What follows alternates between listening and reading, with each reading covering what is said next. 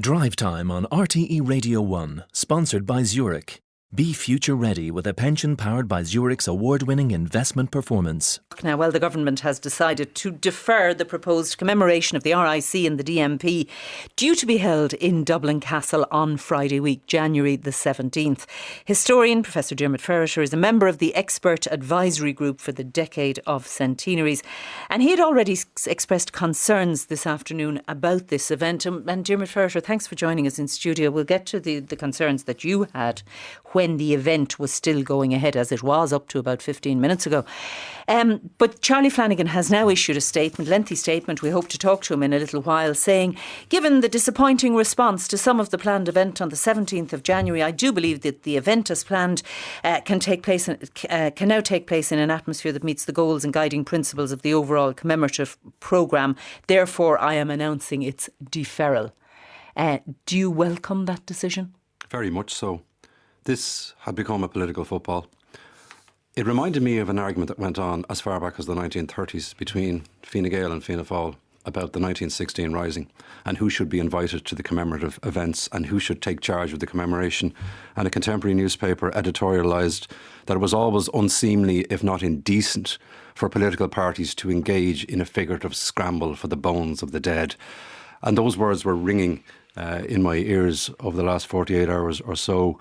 The whole point, of course, of looking at these formal state events is that they can be dignified, they can be appropriate in tone, and they can be measured. And this was shaping up to be anything but. But it's 100 years ago. And the government was planning, let's talk about what they were planning, a dignified event, a state event in Dublin Castle on the 17th of the month to commemorate. And Charlie Flanagan was very conscious yesterday of saying, we're not celebrating, we are commemorating the RIC and the Dublin Metropolitan Police. And many of them relatives of people we all know who served in both of those forces. That's what they were trying to do. Where did it go off the rails? Minister Flanagan quite rightly said that this would be a commemoration, not a celebration, and he's been consistent in relation to that. But it is still very complex. What the state chooses to do in a formal way establishes a particular value or a particular stance in relation to the events of 100 years ago. It would be ridiculous for the RIC not to be remembered and commemorated in this decade of commemoration, given the size of the force, the impact and the legacy of the force, and the fact that over 500 of them died. It's a very complex story, and we have been talking about complicating the narrative for years now. The problem with what was being proposed was that, in my view, it was not subtle enough.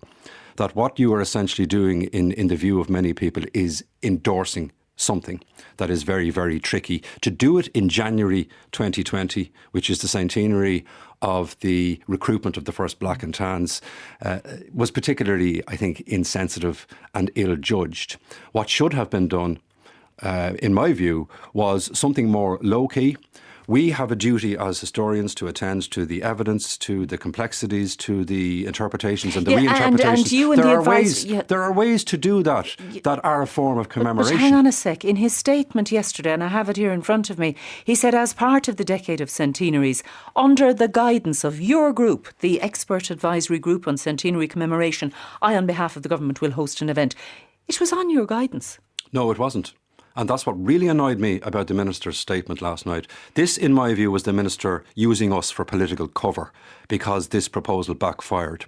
He began to introduce this proposed event in Dublin Castle by saying it was under the guidance of the advisory group. So what did you advise? We never discussed this proposal. We never made this proposal. What we specifically stated was that some consideration should be given to how to remember the RIC and the DMP as part, of course, of a much broader commemorative programme. Some consideration. Yes, we then included an appendix in our recommendations which specified particular themes and events that the state, in our view, should have formally commemorated. The RIC was not included in that particular list, and Minister Flanagan seems to have added that to the list that he came up with. So we did not make this recommendation. What annoyed me was that the suggestion clearly from that statement was that it was at our instigation. Under the guidance of the expert advisory group, of which and you are a and prominent let's remember, member. Mary, we have to clarify this, Mary, that we are an advisory group. We're not an executive group. We're not a policy-making group. We have been meeting quietly and regularly for the last 8 years. We're trying to offer general principles and highlight the importance of archives and evidence and give advice as to what we think should be prioritised. It's then up to the government to make the decisions, and it's their prerogative, and I'm not taking issue with that, but I am here partly to assert the independence of the historians who are involved, because it seemed to me that we were being dragged in to this political controversy. I don't give a damn what the political parties are doing in relation to this. So did you feel you were being the mudguard for this event? I did, and I specifically stated that today. Look, would you explain something? And maybe for people listening who are going to go, this is all 100 years ago. Why is everybody getting so hot and bothered about the whole thing? The government planned an event in Dublin Castle. It would have taken place. They said it would be dignified. It would commemorate. What is wrong with that? 100 years is not a long time ago when it comes to the depth of the divisions that period of history represents. When it comes to the emotion that it generates, we saw a significant degree of pride in 2016 in relation to the Rising. But the flip side of that is that you move in then to the centenary of brutal conflicts. 1920 was often referred to as the year of terror in Ireland. But can we not separate I would argue, history? of course, that it wasn't just the British side or the British recruits or the police that had a monopoly on terror. Far from it, of course. There was terror on all sides. The difficulty that people are having, I suppose, is that they are being asked to accept that those who were involved in what they would regard as the put-down of the mandated republic, the suppression of the mandated republic, now receive some kind of official state endorsement. And 100 years on, that is still very difficult for many people to stomach. Now, I would still maintain that we need to find a way to remember. I recall in 2012 when there was a controversy about commemorating the RIC, and there was an event in Glasnevin. And one correspondent from England made the point that her maternal great-grandfather had never been spoken about. And she thought something terrible had been done by him. And she subsequently discovered that it was because he was a member of the Royal Irish Constabulary. That shame is not right, and it's not appropriate. And is it? Can we People not should not separate have in to our be heads? censored about. Yeah. Can we not separate in our heads the RIC and the Dublin Metropolitan Police from the Black and Tans and the auxiliaries? Separate them out. Yes, that's exactly what we should be doing. But the kind of ceremony that was proposed was not going to facilitate that, because this is about, a collective remembrance of that particular group. And of course, that particular group, the force was augmented, as we know, by the Black and Tans and the auxiliaries. It wasn't going to lend itself to that, which is why what we had in mind in relation to commemorating the Royal Irish Constabulary was something much more nuanced, that you could get people together to debate and discuss and to look at perspectives and evidence, and also to acknowledge those who have quietly been commemorating the RIC by trying to establish who they were, how they died, how many died. That's been ongoing. You supported, I think, and said that was appropriate when they commemorated the RIC who died at Salahead Beg. Yes, because what you're doing there is you're looking at Salahead Beg as an event that didn't just represent the beginnings of the Republican campaign, it also represented the beginning of the targeting of the Royal Irish Constabulary. But whether you do what you're saying, Diarmaid, or whether you do what the government was proposing,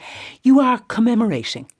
You are commemorating, yes. What we're taking issue with is the way in which you commemorate. Is it the location? Is it that it's a state event? I don't think the location was appropriate either. Why should it be done in Dublin Castle and all that represents for that period of history? We looked at Dublin Castle when the Queen came in 2011 as being an entirely appropriate venue, because it was about the assertion of our sovereignty and diplomatic equality. But Dublin Castle, for a ceremony to commemorate the RIC from that period, is a different entity. The other point to make, of course, is that we've constantly emphasised that commemorations need to be driven locally, rather than being decided on centrally. But this is a national event. Yes, exactly. But if people want to commemorate the RIC in their area, let them do it. But not nationally? Not a national event? Well, what we were suggesting is that there should be a national conference, for example, on policing.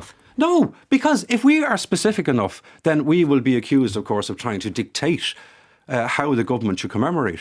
All we are doing is offering advice. It's not up for us to come up with specific menu of options Kind of that the back to government square needs one to now. I mean, implement. they've deferred it. No, we're not back to square one, and I'll tell you why. Because it's been recognised now that we have to tread very, very carefully during the next couple of years. I frequently heard it asserted that it's going to be really difficult to commemorate the Civil War. Well, I was just thinking people were that glossing over the War of Independence as if that would be easy. If we've got this excited over the RIC, what is it going to be like when we get to the Civil War? Well, maybe lessons will be learned. And maybe we will recognise that before these kind of decisions are made at the centre, there needs to be a lot more consultation. If you consider the difficulties associated with the Civil War, with our own conflict, with the whole fallout from the compromise that was the treaty and so on, we have hugely difficult realities to confront. Will you continue to be involved in the expert advisory group? I don't see any reason why it wouldn't be. We have been meeting, as I said, since 2011. There have been many bumps on the road. Let's not forget, Mary, before the dignified 2016 ceremonies, there were many controversies about how that was being framed by the government at the time. I appreciate That's the nature of it. But I suppose, was the road always going to get bumpier? Of course it was going to get bumpier. I mean, we're historians. We're well aware of the realities, of the brutal realities of this period. But there has to be ultimately a sense of public ownership of commemoration. This is not the preserve of historians or politicians or supposed experts. This needs to belong to as many people as possible. It needs to be inclusive. What? You're not suggesting going back to a citizens' assembly at this stage, or are you? I never mentioned a citizens' I know you assembly. didn't. I did. But now I did. But now you've said it, Mary.